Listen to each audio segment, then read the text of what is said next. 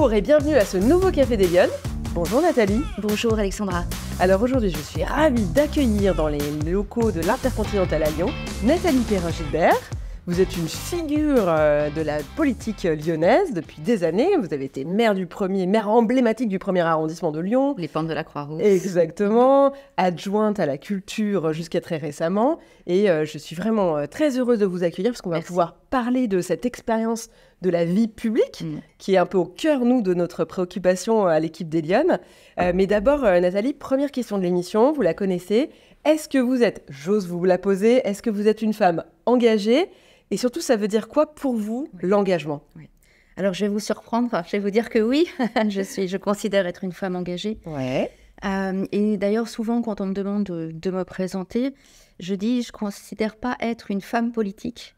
Je considère être une femme engagée en politique. Okay. Parce que pour moi, je ne considère pas la politique comme une profession, même si cela demande d'y consacrer tout son temps quand on est élu. Mais je considère la politique comme un engagement. Donc c'est pour ça que je préfère dire une femme engagée en politique. Et pour moi, l'engagement est quelque chose de beau, je trouve, de noble peut-être, je vais utiliser cet adjectif, qui est finalement de se mettre au service. Et moi, en étant engagée en politique, j'essaye de concilier ma pensée et mon action. Et c'est ça que j'aime dans le politique, c'est ce lien entre la pensée, la réflexion, éventuellement la vision, et puis l'action qui en découle. Et c'est de mettre donc cette pensée et cette action au service. Là, en l'occurrence, au service soit d'un arrondissement, soit d'une ville, soit d'une délégation comme la culture. Et ce que je trouve important dans l'engagement, c'est cette notion d'être au service et finalement donc de dépasser une forme d'individualisme qui est peut-être de plus en plus présent dans nos sociétés contemporaines, trop présent. Et c'est pour ça que je tiens à l'engagement. Et après, l'engagement peut prendre plein de formes. C'est pas forcément l'engagement politique, il y a plein de personnes engagées. Mais pour moi, le point commun des personnes engagées, c'est ce souci du collectif et ce souci de l'action collective. Et alors, il se traduit comment concrètement dans votre vie au quotidien, cet engagement ? Parce que ça veut dire quoi pour vous ? Je ne sais pas, pour les gens qui vous sont proches, qui vous entourent, ça veut dire que vous êtes tout le temps en train de faire des choses à droite à gauche pour le collectif, ou est-ce que des fois vous débranchez et puis vous partez en vacances et on parle d'autre chose ? Alors, il est extrêmement important de savoir débrancher. Ouais. J'ai mis du temps à l'apprendre. D'accord. Au départ, j'ai été maire d'arrondissement assez jeune, puisque j'ai été maire d'arrondissement à 29 ans. C'est un peu quelque chose qui pèse lourd sur les épaules et on est un petit peu, je dirais, impressionné par la tâche, par la responsabilité. Et le danger, c'est peut-être en effet de ne plus prendre de temps de recul. Voilà.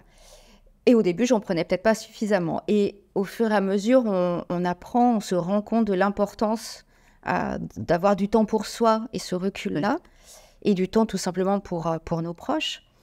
Mais même si j'ai appris à savoir débrancher, ça reste très ponctuel. Donc mes vacances d'été, c'est 2 semaines et demie. Ah oui, carrément, c'est vraiment... Voilà. Mais par contre, je débranche. D'accord. C'est-à-dire que je suis en capacité de m'extraire de tout. Totalement. Totalement. Okay. Voilà. Mais c'est forcément court. Okay. Et c'est un week-end grappillé ici et là. Pareil, je m'extrais totalement. Donc c'est peu, mais c'est dense. Donc ça veut dire que c'est un engagement qui est viscéral. Oui. Oui. Et alors ça, on va revenir parce que je voudrais vraiment qu'on parle de la place des femmes dans le débat public. Vous allez nous donner votre retour d'expérience sur, justement, on parle beaucoup de la place des femmes en politique. On sait que c'est difficile, on sait que beaucoup de femmes s'interrogent sur leur capacité à aller. Donc on va parler de votre parcours, mais avant ça, première question, je voulais vous demander, quand vous étiez petite fille, vous rêviez de faire quoi plus grand ? C'était quoi votre rêve de petite fille ? Je rêvais d'être journaliste. D'accord, ok. Donc vous étiez quand même déjà animée ? Oui, alors par l'envie d'écrire, parce que j'aime écrire, j'aime l'écriture, par l'envie de dire le monde, voilà. Et je rêvais d'être journaliste dans la presse écrite, journaliste d'investigation ou reporter, voilà. Et puis ma vie personnelle a fait que je n'ai pas fait les études que je souhaitais faire. Je ne suis pas montée à Paris ni à Lille pour faire des études du journalisme. Donc vous êtes restée à Lyon, vous étiez lyonnaise, hein, Oui, je suis née à Gerland et je suis restée à Lyon. Mais je n'ai aucun regret et j'ai fait des études d'histoire. D'accord. Et puis après, d'information-communication, jusqu'à un niveau de DEA. Ouais. Et puis là, la politique m'a attrapée puisque en 94, je vais rencontrer Gérard Collomb, qui est conseiller municipal à la ville de Lyon, président du groupe socialiste au conseil municipal. Et c'est les prochaines élections municipales qui arrivent en 95. Et moi, j'avoue, je m'ennuie un peu en DEA. J'ai 23 ans. Je me dis, mais ouais, j'ai envie de m'engager. J'ai envie de m'engager pour des idées, bon, alors à gauche, puisque c'est plutôt ma famille politique. Pour ma ville, je suis lyonnaise. Je sais écrire, j'aime écrire. Et je vais lui proposer bénévolement mes services. Une prestation de service. Ouais, qu'est-ce que je peux faire en tant que stagiaire. Donc, il m'a recruté en tant que stagiaire. Ah ouais, ok. Et j'ai commencé à écrire pour un journal qu'il avait à l'époque, qui n'était pas encore son journal de campagne, qui s'appelait Confluence, déjà, je crois. Ah, okay. C'est un thème qui lui était cher. Voilà. Vrai. Et donc, j'allais interviewer des élus ou alors des acteurs de la ville. J'ai interviewé Régis Néret, par exemple, pour le compte de ce journal. D'accord. Et puis, il a dû apprécier ma manière d'écrire. Donc ensuite, il m'a dit, bon, voilà, je pars en campagne. Est-ce que j'aurais besoin de quelqu'un pour mon journal de campagne, réécrire nos propositions, etc. Donc, pour le dire familièrement, il m'avait un peu pris comme plume. Oui, bien sûr. Aussi préparer des interventions, des interviews, etc. C'est intéressant, mais ça veut dire que vous ne connaissiez personne, vous êtes allé comme ça vous êtes allé taper à la porte. Oui. Non, oui. C'est intéressant parce qu'on se pose souvent la question. Je suis allée au culot, comme on dit. C'est vrai, ouais, voilà. Alors, pour être tout à fait juste, mon père recevait ce fameux journal Confluence. Voilà, donc je le recevais à la maison. Je voyais en tout cas que mon père le lisait. Et je me suis dit, tiens, pourquoi pas. Et si je l'avais proposé... c'est pas du journalisme, puisque c'est... Oui, bien sûr, voilà. Mais c'était une manière pour moi de concilier finalement le fond et la forme. Bien sûr. Mon amour pour l'écriture, et puis me mettre au service. Je suis vraiment partie avec l'idée de me mettre au service. Et là, c'était d'un parti ou d'un homme politique au moment d'une élection. Oui, qui avait un projet. Il s'est trouvé qu'il m'a...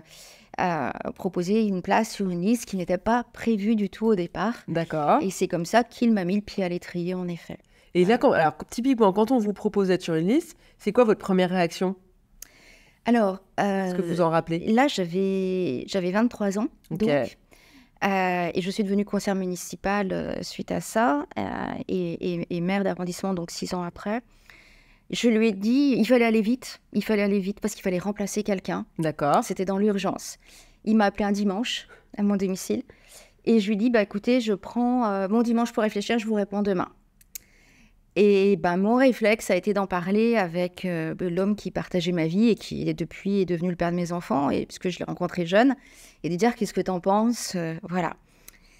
Il avait quelques réticences, j'y suis allée quand même. Donc mon premier réflexe a été de dire je réfléchis, de consulter mon compagnon. Bien sûr. Et puis de suivre votre instinct quand même. Oui, exactement. Ouais. Et je crois mon désir, en fait. Oui, c'est ça. Vous aviez envie de vous impliquer. En fait, cette proposition à laquelle je ne m'attendais pas, finalement, elle a eu un écho chez moi et j'ai dit oui. Et donc là, vous vous retrouvez donc conseillère municipale. Oui, c'est votre premier mandat. Oui. Donc là, vous faites l'apprentissage de la vie publique parce que c'est quand même... Oui. C'est très particulier. C'est très particulier. J'ai 24 ans. J'ai essuyé pas mal de remarques sexistes, désagréables. C'est vrai? Oui, encore à cette époque-là. Ok. On est dans les années, 96, 95, 96.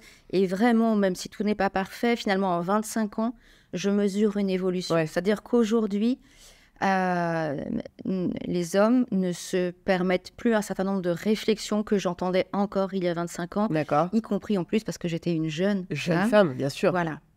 Ok. J'ai une anecdote aussi que m'avait donnée la secrétaire d'assemblée municipale, la secrétaire du conseil municipal. J'ai attendu mon premier enfant en étant conseillère municipale et elle me dit « Vous êtes la première femme à siéger enceinte ». Ah oui? Ça paraît fou, hein? Ça paraît fou. Eh bien, c'était il y a quelques années. Ah oui, ok. Voilà. Donc là, vous faites ce premier mandat oui. et vous y goûtez, vous dites c'est pas mal.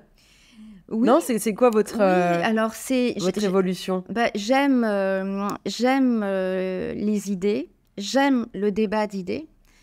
Et il y a quelque chose du conseil municipal. Le conseil municipal, c'est quand même le lieu de la parole, le lieu du verbe politique, le lieu de l'expression des idées. Et assez vite, ça m'intéresse, ça me passionne même. Gérard Collomb m'avait demandé de suivre un peu les dossiers sportifs. D'accord. Et c'était assez drôle. Voilà. Et finalement, il m'a proposé de repartir en 2001. J'ai accepté.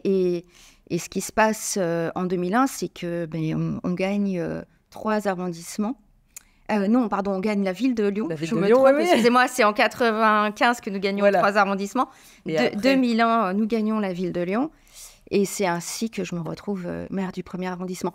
Pour vous dire que ce n'était pas prévu, ce n'était pas un plan de carrière. Ouais, c'est pas ce que vous vouliez faire, vous n'aviez pas cette intention définie. Non, je me suis laissée guider finalement par peut-être cette passion du politique. Ouais.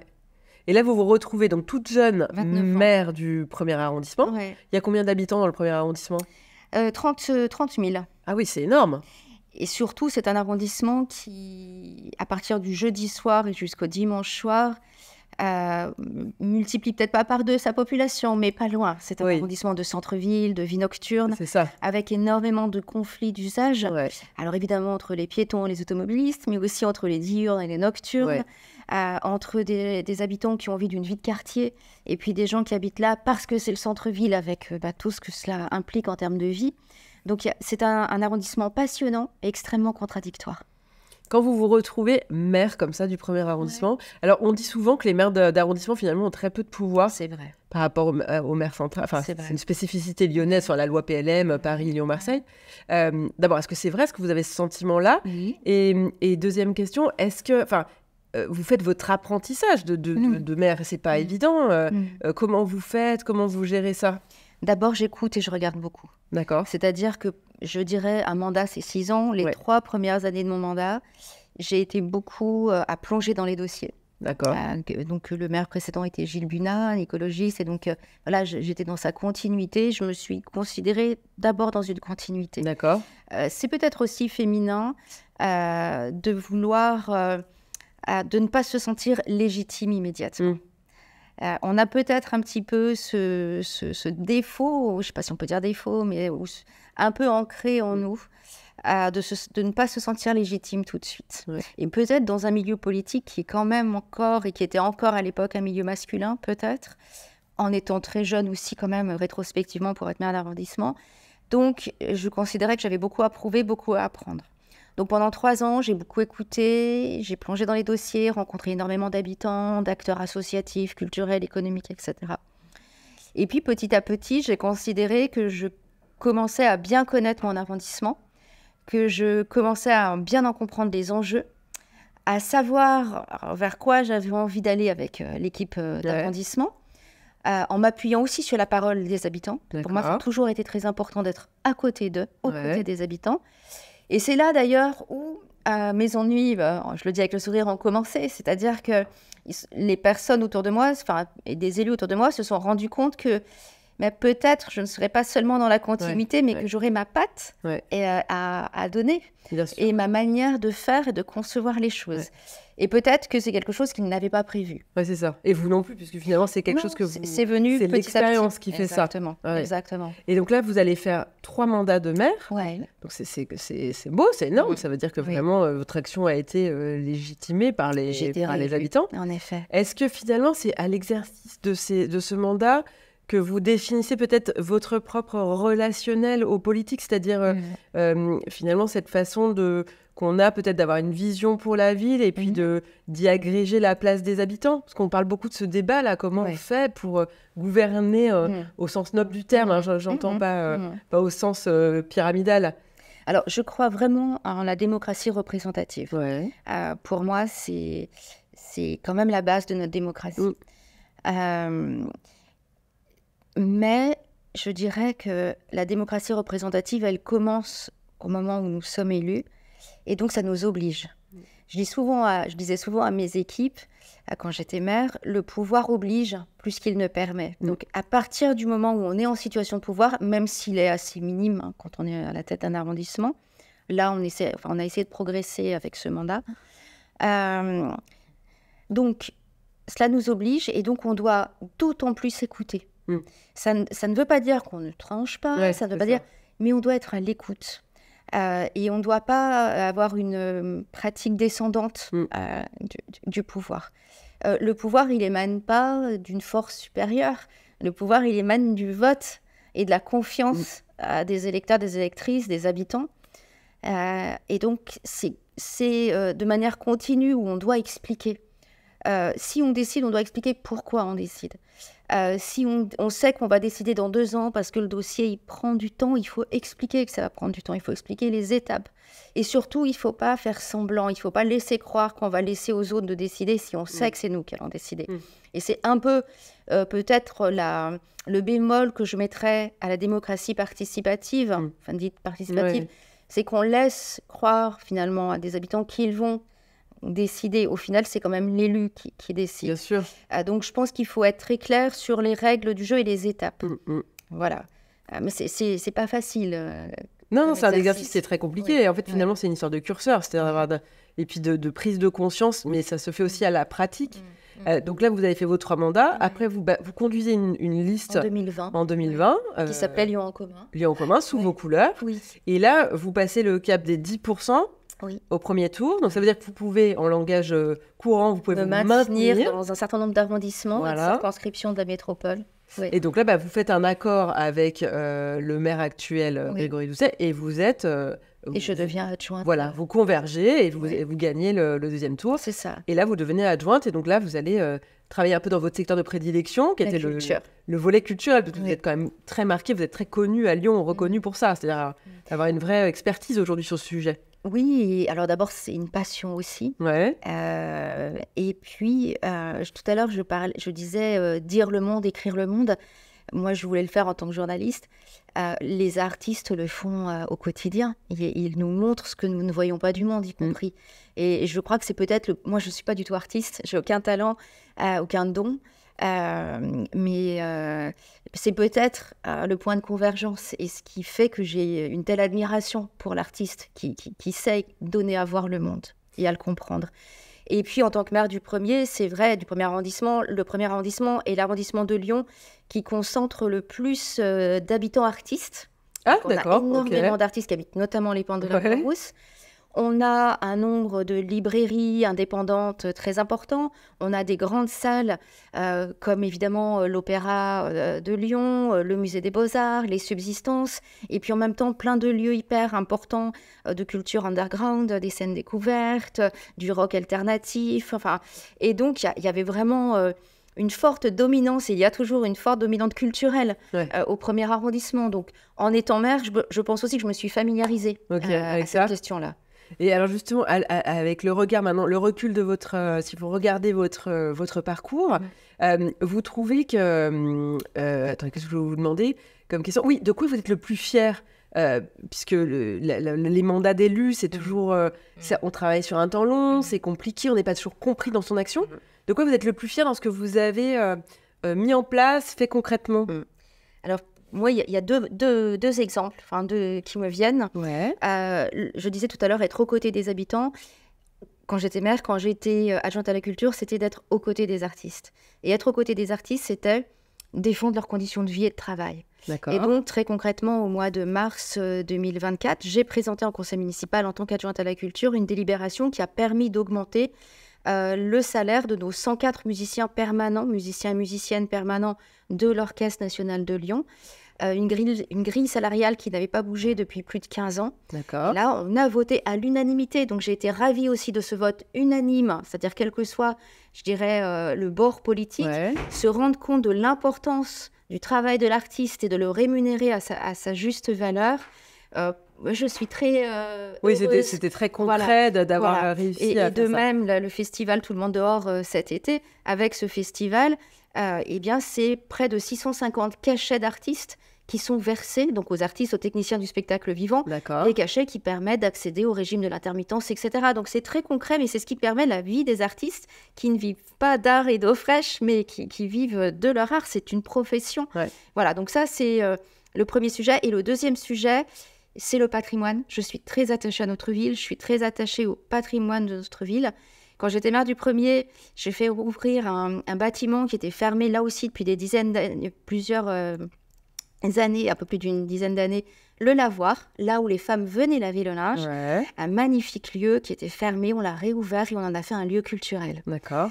Et en tant qu'adjointe à la culture, ça a été la réouverture du musée Guimet, même si elle a été temporaire, au moins pour 2 événements, la Biennale d'art contemporain et puis l'exposition autour de Shepard Fairey. Et là, j'ai vu le plaisir des Lyonnais et des Lyonnaises à revenir dans ce lieu qui était fermé aussi depuis une quinzaine d'années. Et moi, ce lieu, je l'ai foulé enfant avec ma grand-mère. Enfin, ça faisait partie des sorties culturelles, familiales. Et que ce lieu renaisse, reprenne vie, ça m'a considérablement émue. Et je crois qu'on fait de la politique, c'est ça aussi l'engagement. On le fait avec des idées, mais on le fait aussi avec notre corps, avec ce qu'on est. Et ressentir de l'émotion, c'est ça aussi l'engagement. Et ressentir l'émotion d'un lieu qui revibre, qui revit. Les Lyonnais qui refoulent ce sol, ça a été un vrai plaisir pour moi. Alors on sent, c'est très palpable, hein, le côté effectivement gratifiant de ce que vous avez réussi à mettre en place, et c'est le propre de l'engagement politique, c'est qu'on veut changer les choses, et là on voit qu'on peut faire des actions concrètes qui se voient, qui se perçoivent. Mais c'est un long chemin, et on sait que c'est un parcours qui est parfois semé d'embûches. En tout cas, c'est pas un long fleuve tranquille.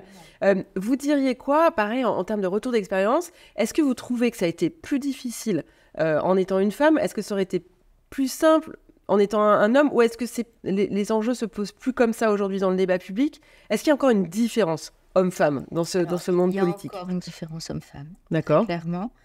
Encore une fois, je pense qu'il y a une progression, Oui, c'est ce que vous disiez tout à l'heure. Voilà. Mais on est encore face à des fortes inégalités. Et aujourd'hui, on a un président de la République, on a de nouveau un Premier ministre. Ici, on a un président de région, un président de département, un président de métropole, un maire de Lyon, un maire de Villeurbanne. Donc, quand on voit que... je dirais que plus on progresse dans la hiérarchie, et dans le niveau de hiérarchie ou de pouvoir, eh bien, la représentation féminine se fait moindre. Ouais. Donc, pour moi, le combat sera vraiment gagné. Peut-être le jour où on aura une femme présidente de la République, comme ça vient de se passer là récemment au Mexique. C'est magnifique. C'est-à-dire que les femmes sont plus présentes qu'avant, mais encore trop à des postes, je dirais, pas subalternes, mais peut-être avec moins de pouvoir décisif. Mais alors, justement, elles manquent de quoi, les femmes, pour réussir, Nathalie? Alors d'abord, intrinsèquement, elles manquent de rien. Voilà, il me semble aussi. Alors, pourquoi elles ne réussissent pas?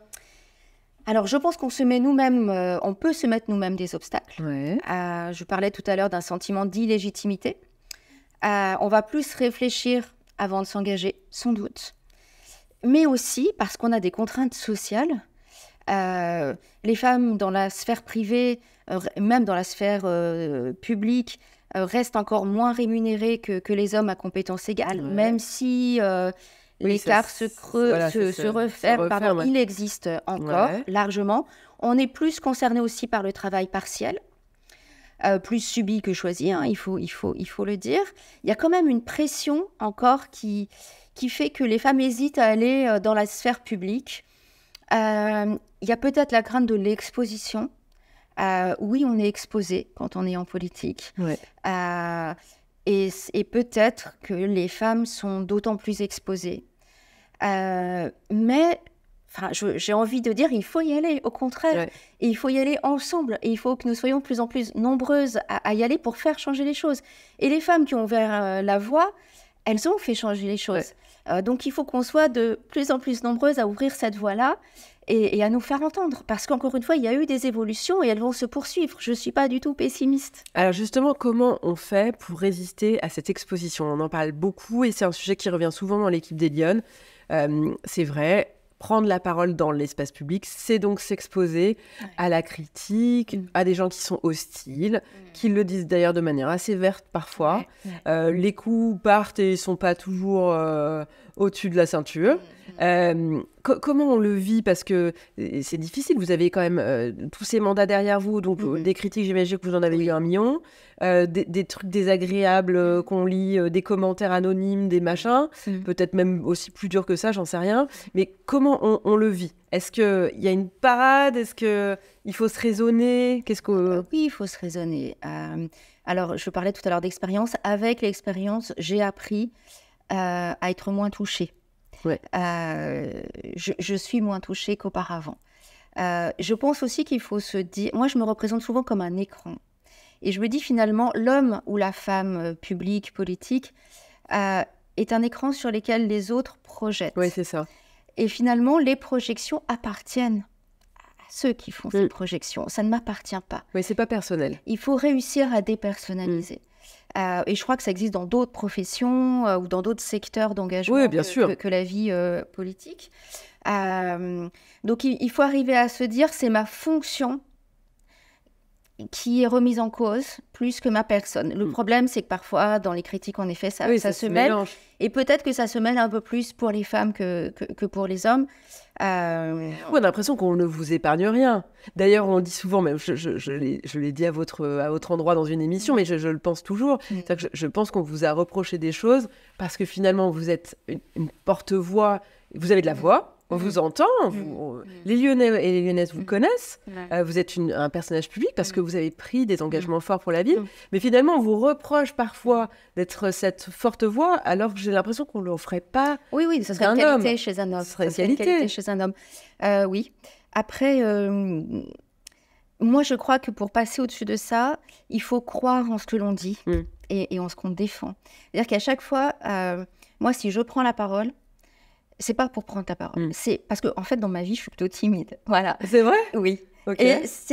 Mais c'est comme, je parlais du lien avec les artistes tout à l'heure, un comédien ou une comédienne qui monte sur scène. À un moment donné, il va, pour son amour de l'art ou pour son personnage, il va s'oublier. Mais moi, quand je vais défendre un dossier ou un sujet ou une cause, je vais m'oublier sur le moment. D'accord. Et donc, je vais défendre ce en quoi je crois. Et finalement, c'est une manière de me protéger aussi. Bien sûr, parce que finalement, je vais m'oublier.